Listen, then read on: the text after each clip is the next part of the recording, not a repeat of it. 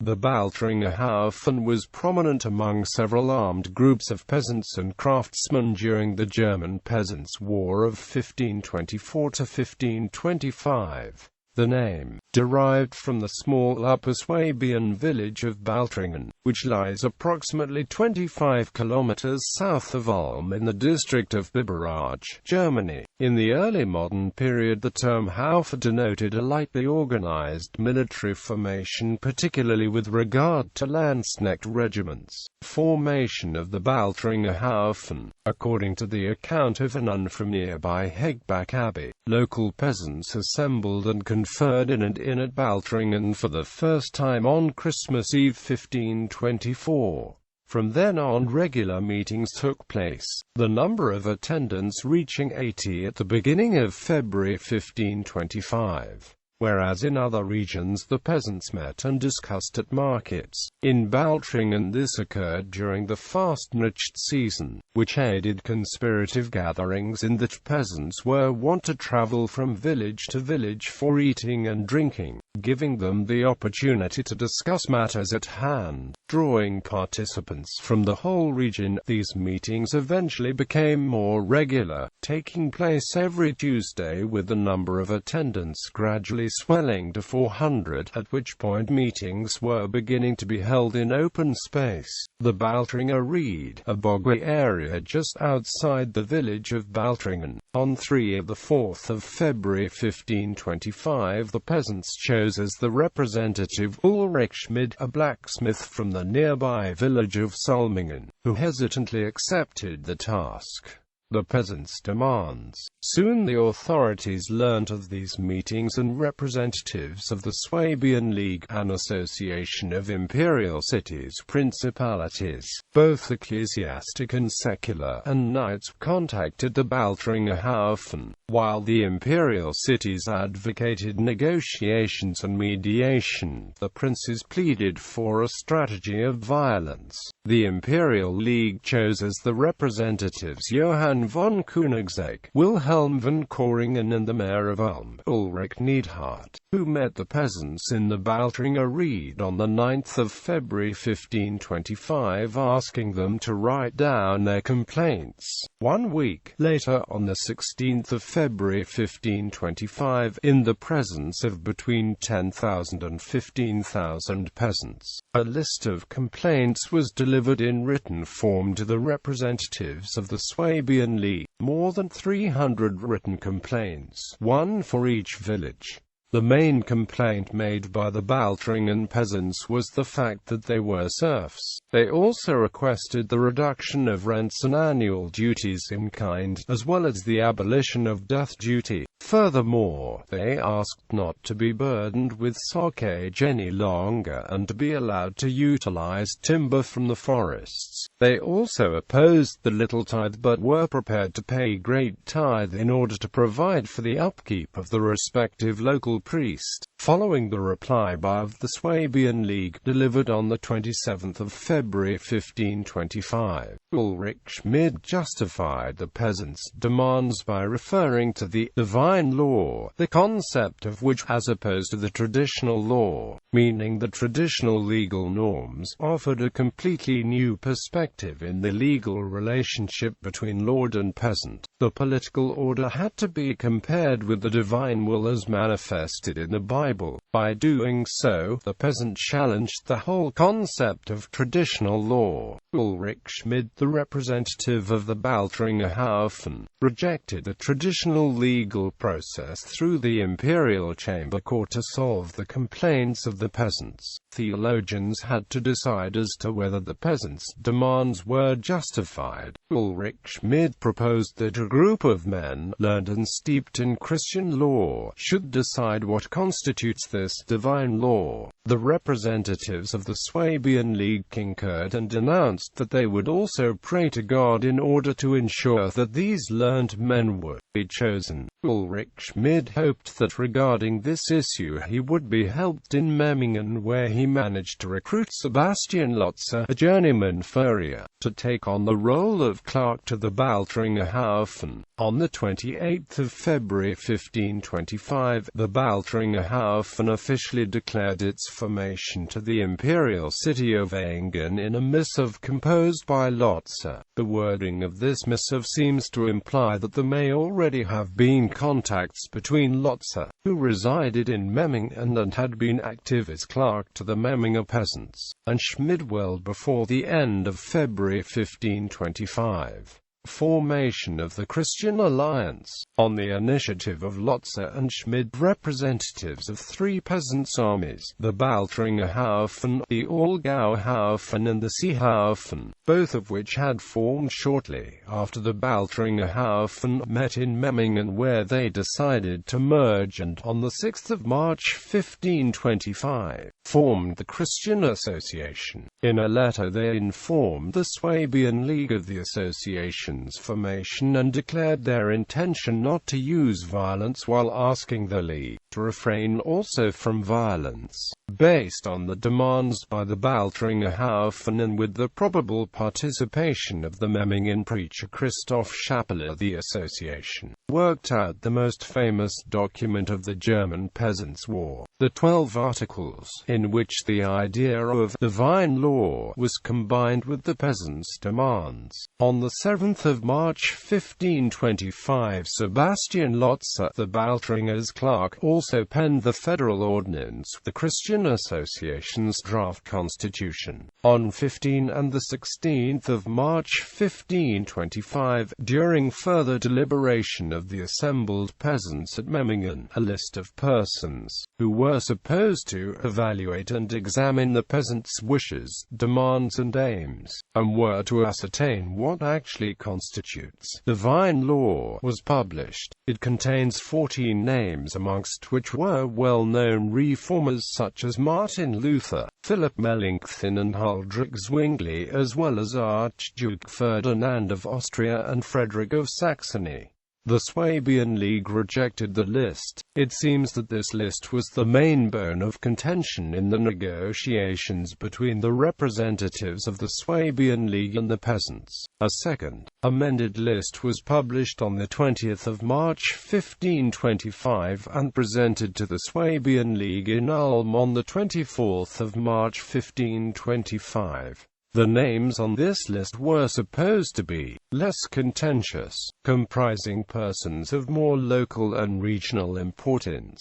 The following day, a new proposal, developed by the mayors of Kempten and Ravensburg, was handed over to the peasants' representatives, containing demands for the dissolutions of the Christian Alliance, the formation of an arbitration court, distancing of the peasants from the idea of divine law, and obedience to the authorities. The peasants were given until the 2nd of April to decide on these counter-demands. Escalation. The Swabian League had been in conflict with Duke Ulrich of Württemberg for several years. As a consequence, at the beginning of 1525, the troops of the Swabian League, commanded by Georg Truchsess von Wallberg, were occupied in suppressing an attempt by Duke Ulrich to regain his throne. At the behest of Leonhard von Eck, the Bavarian chancellor and the most influential person within the Swabian League, negotiations with the peasants were to be stalled until the war against Duke Ulrich was successfully concluded, so that the League's troops deployed in this war could be utilized against the peasants. During the second half of March 1525, the Swabian League's military action against Duke Ulrich of Württemberg finally ended, which freed forces to intervene in Upper Swabia. In a letter dated the 25th of March 1525, the Baltringer Haufen complained that soldiers belonging to the Swabian League had started to attack villages. They emphasized again that they demanded nothing but the application of the divine law. The situation escalated after news that troops of the Swabian League, consisting of 8,000 foot soldiers and 3,000 cavalry, had arrived at Ulm reached the peasants on the 26th of March 1525.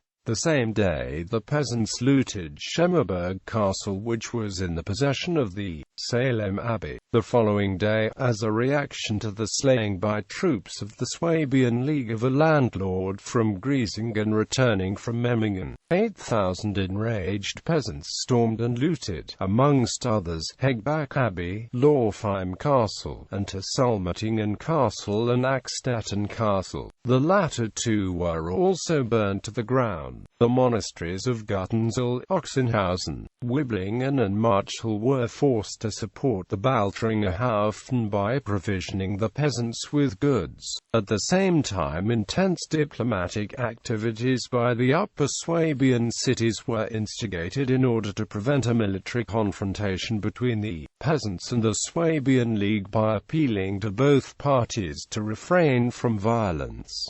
In the end, all these efforts were to no avail. On the 31st of March 1525, troops of the Swabian League based at Urbach moved towards Dellmensingen in order to loot the village. Even though the commanding officer of this detachment, Count Wilhelm von Fürstenberg, had planned to cross the Danube with all his forces, he did not manage to have his artillery traverse the river, and due to the boggy terrain the cavalry could not be utilized either. Parts of the Baltringer Haufen, however, had been deployed at Dellmensingen. During the ensuing battle 50 soldiers of the Swabian League lost their lives.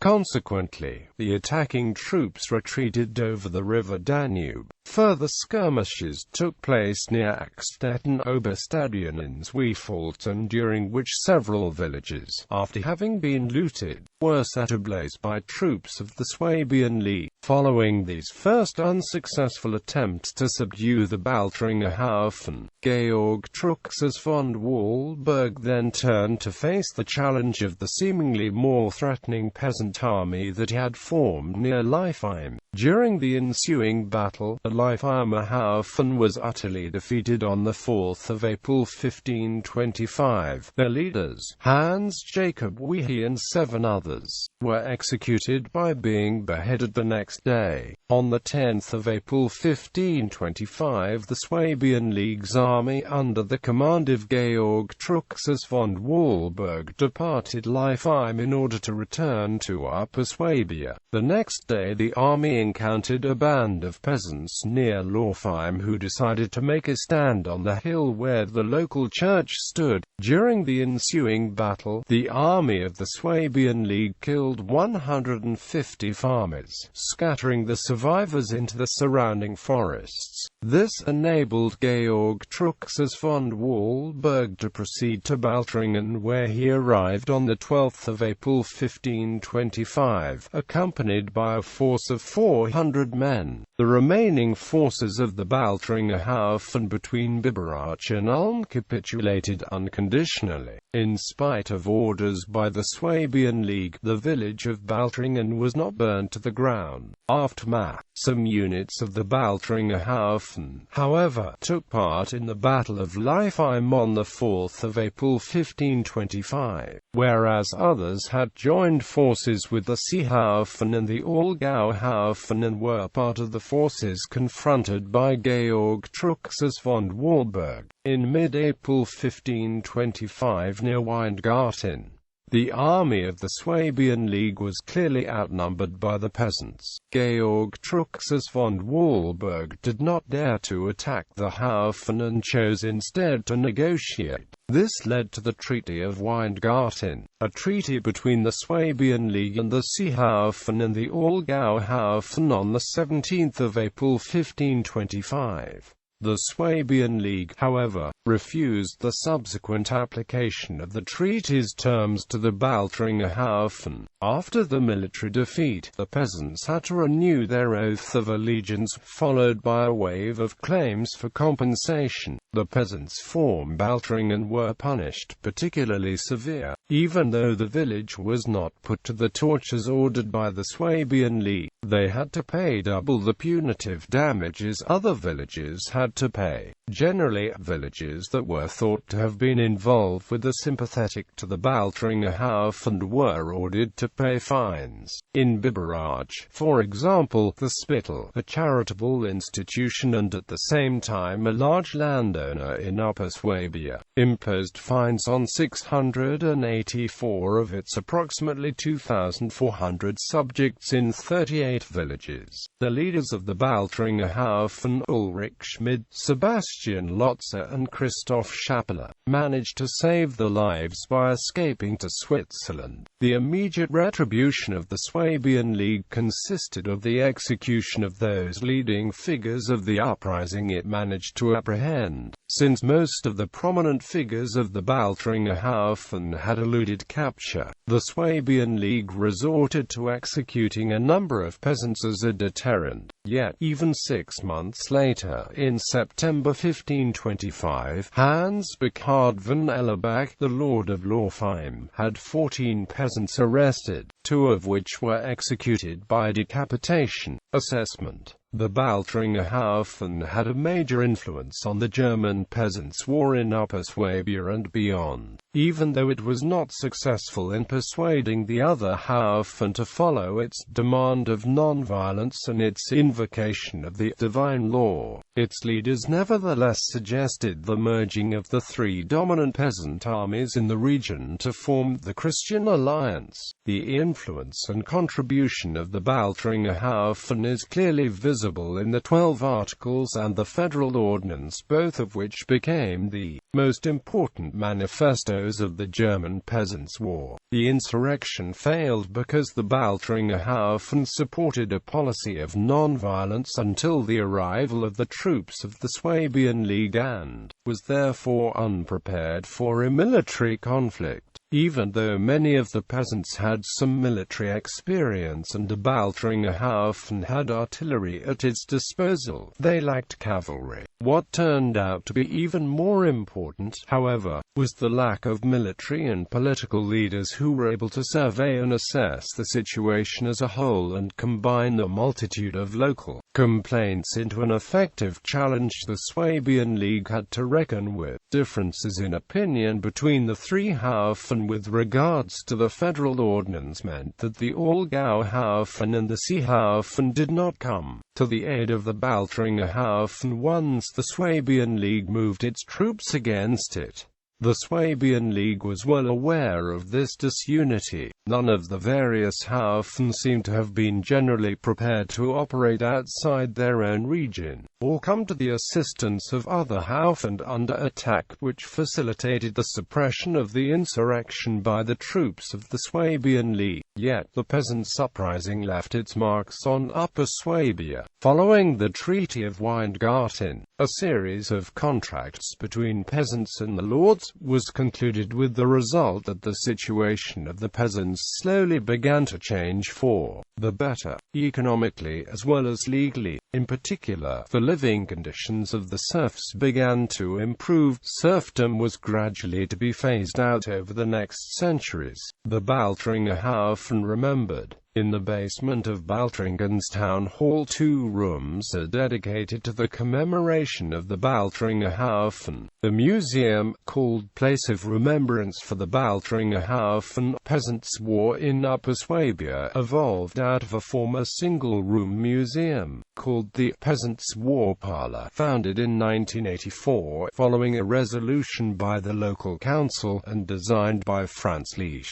Its purpose was to document the history of the Baltringer Haufen. By doing so, Baltringen became the first place in West Germany to establish a museum dedicated to the Peasants' War. On the 475th anniversary of the events in 1525, the new premises, following a concept designed by Nina Schönhagen, were opened on the 7th of April 2000 by Peter Blickel.